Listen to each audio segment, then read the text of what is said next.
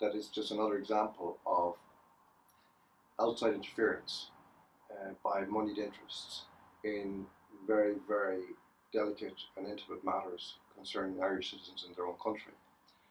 We had this in 2012 in the Children Amendment, which was really an attempt to transfer rights from parents to the state, and it was a successful attempt.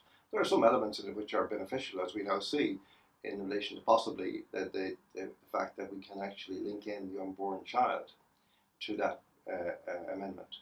But interestingly, this is always the interesting thing, something like that which might be deemed to be progressive is immediately counteracted. The government immediately contest that interpretation, who campaigned to put it in there and told anybody who was questioning it in any way that they were anti-children.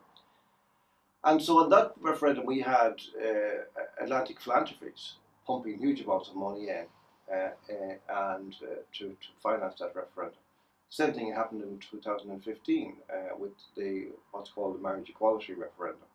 Again, Atlantic Philanthropies pumped money for years in advance, because there are some safeguards in Irish law in relation to funding from outside, but you can get around that by getting your money, pumping your money in advance and calling it something else. So what actually happened was a lot of LGBT groups in 2015 had their coffers pretty full long before 2015 as a result of different funds which Atlantic Philanthropies made available to them.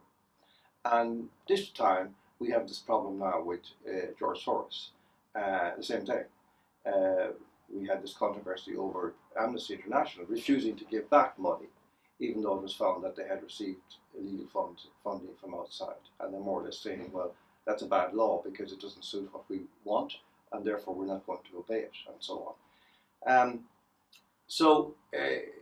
You see, I find this fascinating, because whenever you try to oppose any of the government's wishes in these referendums, the first thing you're asked, if you have a press conference or something like that, and back in 2015, myself and two friends, literally three of us, sat behind a table in Buzzwell's Hotel in Dublin, saying, we want to make some statements about the Constitution and the implications of this referendum. And the first question we were asked is, who's funding you? And I said, well, we'd be very happy to answer. I said, well, I paid for the coffee. And my friend here has just paid for the room. And my other friend here has just paid her own bus fare up from Cork. And so far, that's the only money we've needed. And would you like now to talk about what we have to say? But the number of calls we got from journalists over the next few days demanding to know who was funding us. And I would say, well, are you going to look into Atlantic Philanthropies? Or in this case, are you going to look into George Soros? No.